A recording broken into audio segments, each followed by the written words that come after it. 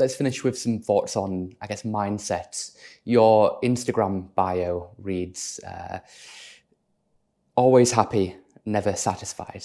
I love that. Yeah. Tell me a little bit more about that, I guess, philosophy. Yeah, I think it's some people sometimes misread that and almost think, oh yeah, so it pushes you to like, I guess, cultivate this hustle culture that you never satisfy, you constantly work hard. No, actually, it's not that. I mean, yeah, I do work and I do work hard, and I think a lot of my closest people try to ensure I don't overwork myself. But I think the main thing that comes from it is that you should always be happy. You should always appreciate, like your happiness should not come just from, let's say, you know, this achievement or that achievement, because there's a lot to appreciate every day. And that's what that's, you know, a little bit coming back to what we discussed is when I was a Joe and the Juice, I was paid terrible money. I was working extra hours. I was working my ass off. There was a lot of not so glamorous tasks to do. But there was something I loved about this. I loved the fact that I met incredible people. Like when I joined there, my mindset was a little bit like when I play basketball was, I want to be the best. Whether I'm going to be the best or not, but I literally applied this, and I'm pretty sure some people who worked with me, they still remember that. I'm saying, I want to be the best, whatever, juice maker, coffee, like barista. I want to be the person that everyone knows in their shop and feels like they get this incredible service. I want to be the best at what I do. And I enjoyed this. There was so many downsides of that job, but I loved this because it allowed me to meet so many great people. I learned so much. I had so much fun around this. And to be honest, I was this 19-year-old guy who was like, I'm in London. And, you know, back then I thought it was the best place in the world. And I think I was very happy despite those. So it's almost like your happiness should not come from the fact whether you can, you know, whether you exited for 2 billion and can buy 20 yachts or whatever, or whether you made 30 under 30 Forbes. This is not, it's going to make you happy. So always be happy because there are always things to appreciate. But yeah, never be satisfied, because the moment you lose that hunger, you actually probably will end up losing that happiness as well. Because that hunger allows us to wake up every day and I think be very fresh. Fresh, what I mean is that you're not going to take things for granted. So, and I think this can apply to your work, this can apply to your relationships.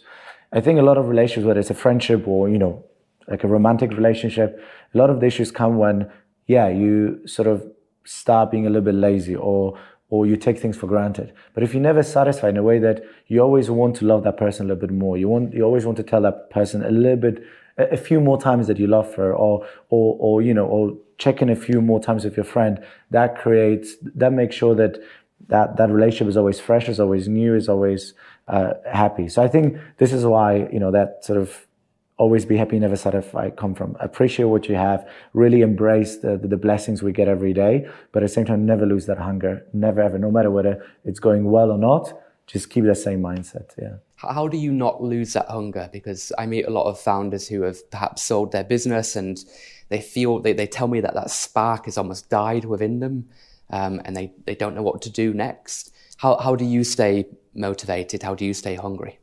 Well, I mean, first of all, I haven't sold my business yet, so let's see what happens when if I do one day. So I probably have more to say about that setup. But I think like it's normal that as a founder you often balance on the very edge of complete burnout, right? I mean, that's part of the game. But I think it's always, and I can't remember now. There was someone's podcast was covering that really nicely. I think it was the Airbnb founder was talking to someone, but I can't remember. But I think it was all about what driving you, what driving you every day. Is this the love for what you do? It's like, are you really passionate about not? You don't have to be passionate about the industry even or this particular problem you're solving, but just building a business. Or do you do this because of, I don't know, fear that you might fail, or you try to prove something to someone? And I think. And we've all been probably in the situation where we build something because part of us wants to prove something to ourselves, to our peers, whatever. That's also normal. But I think it's important on the way to find why we love what we do, why we're passionate about what we do. And again, have that, be able to sometimes go, I'm really happy about this. Like find that happiness whilst keeping that hunger. And I think if you are really passionate about doing what you do, it's hard to lose motivation. And even if you lose it for a day, for a week even, it's also fine. Almost being accepting that. It's a little bit like with an athlete. Like you can love the game, you can love playing whatever, basketball, football, etc. But there will be weeks where you would really love to take a holiday and time off. And I think that's also okay. You shouldn't then feel like I'm losing hunger just because I feel like I need to rest or take 2 weeks off. Again, it probably sounds funny me saying this because I'm usually guilty of not taking enough holidays and days off. But yeah, I think it all depends what's your inner motivation to do these things.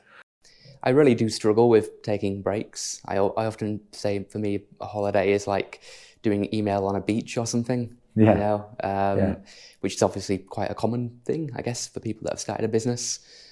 Are you the same, or are you able to switch off a little bit more? I think what I've managed to do probably in the last 1.5 years is that because I've taken so little time off, that when I did, it was usually quite short periods of time, like, I don't know, 5 days, 6 days, max 3 days. I tried to ensure, I made sure that I'm only available within certain times. I made that very clear to my team, but it was very short periods of time. So I think that is a win where I learned, I think, last couple of times I went away to really maybe, take one call max for the time or two, like not really end up working half of the day. I don't think I've ever managed to completely like switch off, almost like I'm leaving my phone. I don't think I'm capable of doing this. And that's normal, I think, at that stage of the business. I'm yet to take a holiday that's longer than 8 days in my entire life, actually. Because even when I was at school, I would play, I would try to become a professional basketball player. So I was either at school or playing or practicing. So I think I've been in that setup for many years now.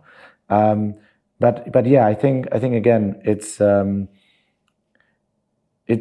what I find personally is that you read so much about this, and I think we've gone through a moment where for many years it was pushing this hustle culture, like, oh, you have to work 24/7, like wake up 4 a.m. every day and do this, do that. That's the way to go. Now we go in the other extreme, like, no, you need this work-life balance. This is bullshit, whatever. Like, you shouldn't be doing this.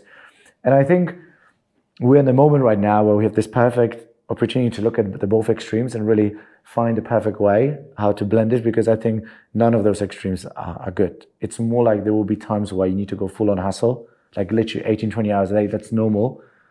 But you just need to ensure it's not becoming, you don't become addicted to this, or you don't know how to do it otherwise, because eventually this will burn you out. Again, I know it. But then I think just almost trying to make building a startup a 9-to-5 job while you have all the time in the world for everything else. Maybe eventually, once you become less operationally involved, it's maybe possible. I don't know. I haven't been there yet. But I think that's also a bit of a lie. So I think it's really trying to understand the both, but also finding what works for you, what works for a company. It's whatever you read out there about fundraising, work-life balance. Take the best what's out there and make it yours. Make it better, make it work for yourself, because no advice should be copy-pasted in your life, I feel. Yeah.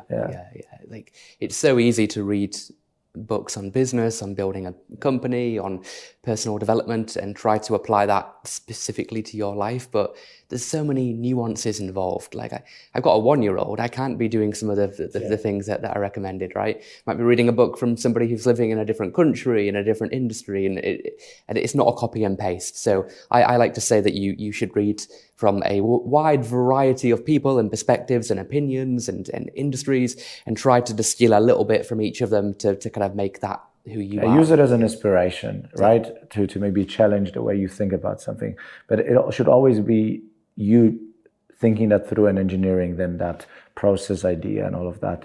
You can't copy paste, because also whatever you hear and read is just like a small fraction of probably the entire life of the whole setup. You can't possibly get into their shoes fully, and they don't live your life.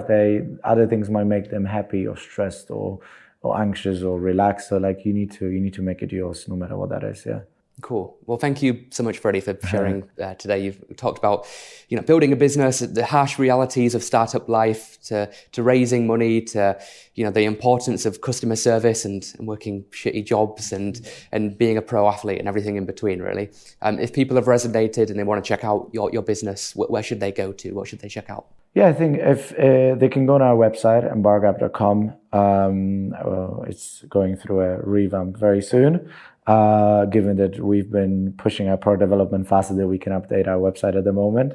But also, like, yeah, if someone wants to reach out personally, you can find me on LinkedIn under Frederick Szydlowski. You'll probably find this in the caption of that episode. Please reach out, whatever that is. I always try to be as responsive as I possibly can. So yeah, definitely keen to have a chat. Awesome. All right. Awesome. Thank you so much. Thank you, man. Cheers.